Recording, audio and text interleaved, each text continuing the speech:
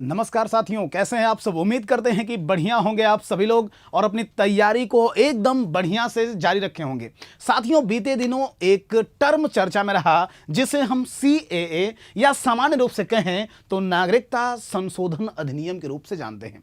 तो आइए साथी एक बार ढंग से देखते हैं कि वास्तव में नागरिकता संशोधन अधिनियम क्या है। आप सभी को बताना चाहेंगे कि भारतीय संविधान के भाग 2 अनुच्छेद 5 से 11 में नागरिकता के बारे में बातें की गई हैं। अगर हम इस नए संशोधन को देखें तो नागरिकता संशोधन अधिनियम 2019, सबसे पहले बहुत सारे बच्चों के मन में यह चल रहा होगा कि यह है क्या। तो ध्यान रखना कि नागरिकता संशोधन अधिनियम 2019 की बात करें तो भाई साहब ये संसद के द्वारा पारित अधिनियम है।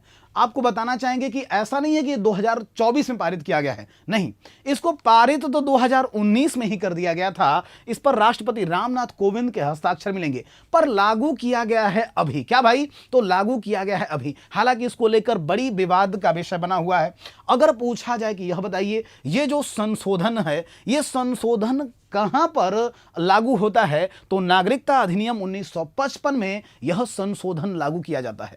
अगर पूछा जाए कि ये बताइए इसमें क्या क्या ही प्रावधान है, तो इस बात को समझना। अगर यहां पर प्रावधानों की चर्चा करें तो इस अधिनियम के तहत यह प्रावधान किया गया है कि 31 दिसंबर 2014 या फिर उससे पहले भारत में प्रवेश कर चुके, ध्यान से देखना, देशों को अफगानिस्तान, पाकिस्तान और बांग्लादेश के जो गैर मुस्लिम अल्पसंख्यक हैं, क्या गैर मुस्लिम अल्पसंख्यक हो, चाहे वो हिंदू हो, सिख हो, जैन हो, बौद्ध हो, पारसी हो और ईसाई हो, इन सभी वर्ग के लोगों को भारत की नागरिकता का प्रदान की जाएगी। और ये जो भारत की नागरिकता प्रदान की जा रही है, उसमें देखना तो मुस्लिम आबादी नहीं है। इसी को लेकर कई बार विवाद होता है। अगर हम बात करें तो ये जो वर्ग है, चाहे हिंदू, सिख, जैन, बौद्ध, पारसी और ईसाई हैं, इनको भारत की नागरिकता क्यों प्रदान की जा रही है, इसके पीछे एक बड़ा तर्क यह दिया जाता है कि साहब ये जो वर्ग है, ये जिन देशों की हम चर्चा कर रहे हैं, चाहे वो बांग्लादेश हो, पाकिस्तान हो या अफगानिस्तान हो, इन देशों को मुस्लिम बहुल देश माना जाता है